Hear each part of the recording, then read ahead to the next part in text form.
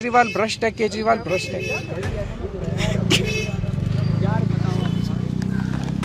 केजरीवाल हो रहा है यार, तुम कहां मत भाई।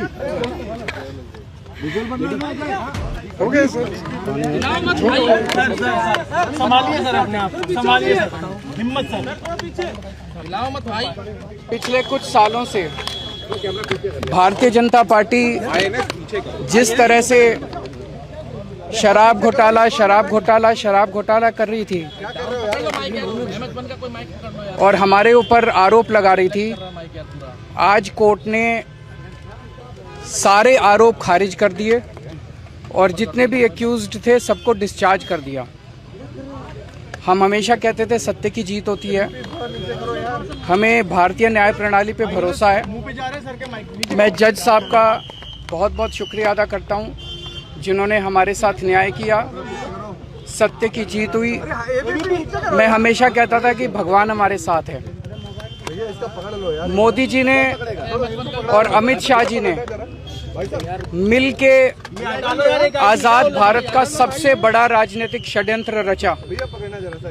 आम आदमी पार्टी को खत्म करने के लिए आम आदमी पार्टी के सबसे बड़े 5 नेताओं को जेल में डाल दिया गया। यहाँ तक कि सिटिंग चीफ मिनिस्टर, जो आज तक भारत के इतिहास में कभी नहीं हुआ, सिटिंग चीफ मिनिस्टर को उसके घर से घसीटकर जेल में डाला गया और 6 महीने तक जेल में रखा गया। हमारे उप मुख्यमंत्री मनीष सिसोदिया जी, उनको लगभग 2 साल तक जेल में रखा गया। पूरा का पूरा फर्जी केस था। हमारे ऊपर कीचड़ फेंका गया। 24 घंटे टीवी चैनलों के ऊपर डिबेट चलते थे, खबरें दिखाई जाती थी केजरीवाल भ्रष्ट है, केजरीवाल भ्रष्ट है। केजरीवाल हो रहा है यार, तुम कहां मत भाई। हो गया सर, मत भाई।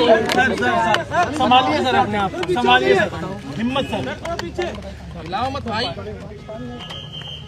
केजरीवाल भ्रष्ट नहीं है। मैंने केवल अपनी जिंदगी में ईमानदारी कमाई है। इन्होंने झूठा केस लगाया और आज ये साबित हो गया। कोर्ट ने कहा है कि केजरीवाल कट्टर ईमानदार है, मनीष सिसोदिया कट्टर ईमानदार है, आम आदमी पार्टी कट्टर ईमानदार है।